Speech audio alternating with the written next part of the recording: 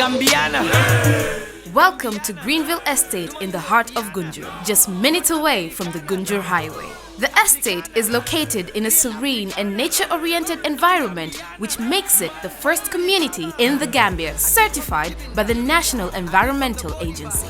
As part of our Going Green initiative, beautiful trees grace the landscape as you drive into the estate, and we are planting even more trees. Go green and own a piece of our Greenville dream. With 673 plots of land available, you can purchase a plot today and start construction immediately. Find your next home at the Greenville Estate, an affordable estate that suits any budget.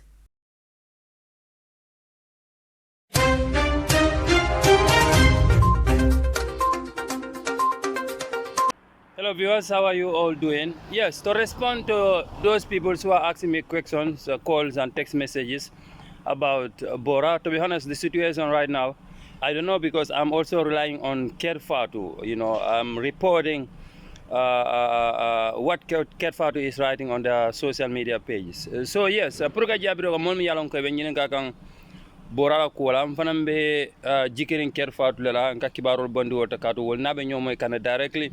Kerfatu Bora ka do ko kol to badia kacha so ni wole mum bondi la platform auto an kan ko bondale jang ngole ke video de pour ka ke moli kuma kamati pour mol mi yalon ka safero understand prise fam no nyame so Bora la ko mol mi yalon ke be nyin ka kan e ben call kan e ben text kan sign teng information correctly man fin dije follow han sign labanta video mbon la kunun Kerfatu labanta wala mi yalon ka be den Bora la ko la bani information bondi mbal kalamutan lale. I'll stay connected. I'll video share.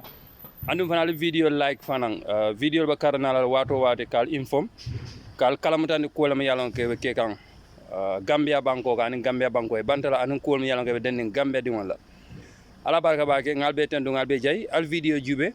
Nyino video tim yalon ko iko nyina ne Bora kumandi kan ka nyininka kuma kam yalon ka awol fo alwo video jube.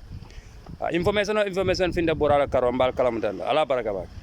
Obviously we want to talk about what is trending on social media, which is the coup what happened in Niger, right? It's in Niger, right? Niger. Yeah. We've seen Nigeria's Tinubu and Senegal's Macky Sall. They said they want to send ECOWAS soldiers, deploy their soldiers to new them Niger. Pour them to reinstate. Yes, understand nga. But what am I saying is, can the black people when will the black man be wise and, you know, emancipate himself from mental slavery? Because at the end of the day, why would France or why would the Western world, you know, manipulate you into fighting your own black brothers? Understand nga? Because gone are the days where tubabi then intimidate black people or then you fini oppress you, jail soon raw materials, jail everything that we have. But we have seen lately we have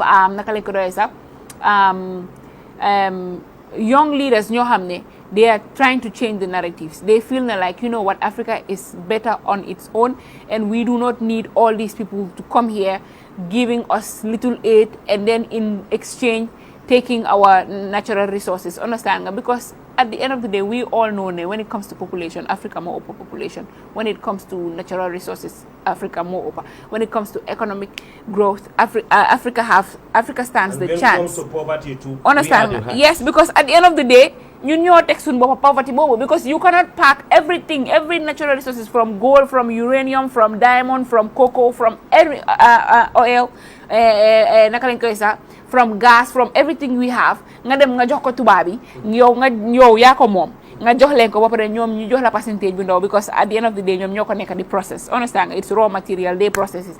So, how do you see this thing? Do you think that Senegal and Nigeria should allow Emmanuel Macron of France or these American people to push them into fighting their own African brothers? Sometimes history repeats itself but with slight variations. And are you against the coup or not? Me, I am 100% in support of coup d'etats Yes. in Africa. Because Yes. Yalon kamimuta coup d'etat. That's not soldiers with arm to topple a government or a so-called a failed government. Soldiers with arms and ammunition to topple a so-called constitutionally and a democratically elected selfish government. You call them coup d'etats. That's not coup d'etat. You know what is coup d'etat? Coup d'etat is a French word, coup d'etat. But the English way you use to overthrow or to topple governments with different mechanisms, with different means, with different ways, because there are many ways how to kill rats. Yes. I'm going to blame both English Wolof Malinka Dahas Bahas Yere by Fan. You know why the problem is emanate or commence mean begin? You cannot be a president or become a president because of corruption, greed, selfishness, self-centered. You want to change the will of the people and the mandate of the people that is stipulated in the constitution, the two terms. Yes. Is that not a coup d'etat? Yes, it is. They cannot let ECOWAS and AU and these so-called international bodies and communities put their house in order before they will blame the people in uniform. The problem of Africa is the intellectuals. Yes. The late Oje Jallo, Almane Manin Kafarkel, Ayafo Tiararako, Africa is facing many problems. The intellectuals and the uniform men are the problem of Africa. Ni sojarol fane bankota na meta wolkote jila. They become tyranny, they become dictator, they become killers, they become criminal, they become terrorists. Now, when we go to civilian government, they started to loot.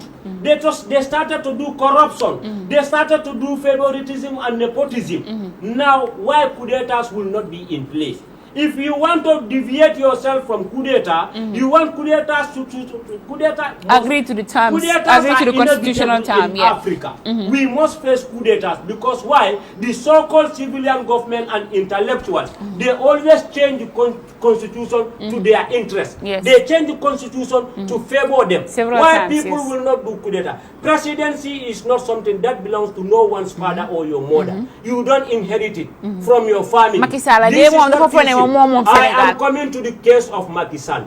Macky Sall is having more than ECOWAS problem. Yes. Right now, Niger is not their problem. What Macky is facing, thousands of people in Senegal, they are dying in the street. Yes. What Macky Sall is doing in this country, this Senegal or Gambia, is hypocrisy. Yes. They even went to an extent to arrest the Senegalese that protest in the street against Macky Sall. Yes. In America, go to Manhattan, you go to Harlem, you go to Bronx, Senegalese, they protest against Macky Sall during the UN summit. You go to Paris, the tower there, people are protesting. Of recent, they are still protesting this over this. Is a shame on our IG. Yes. It's a big embarrassment on our head of state and IG. Now, where is the human right? The whole world, the whole international community, they are watching Gambians. You are arresting the Senegalese protesting against their president. You don't use fire to fight fire. Niger, Asim Koita is ready. You can ever ready. Maaleykum salam. Itu di mana ngani wek mondiro la muntole. Itu Abdul Karim dari Misteri Muslim. Be bismillah la program. Sorry? Ko be bismillah la program. No. Okay, Bora continue. Wrong number. Kasa, Sally, you cannot use military to fight a military. Niger is a country with sovereignty. They are sovereign nation. They are sovereign. They have their sovereignty. Let me enlighten ECOWAS a little bit. You cannot wage a war against a nation, a country or a state without having a resolution from United Nations. That's the Security Council. Yes. Macky Sall, ECOWAS nanta kalon. The case of Yaya Jammeh is different from that of the case of Niger. Yes. The whole citizens of Niger are jubilating, chanting, celebrating for the removal of their president. Now you people want to send forces to reinstate that president. What do you expect? Niger, Niger, Mali, they have different armed factions and different armed groups. Now they want to make this problem to go another level. Backed by Russia and Kim Jong-un Let me be very careful. North Korea, yeah. Nigeria is the country that did many coups d'etat in Africa.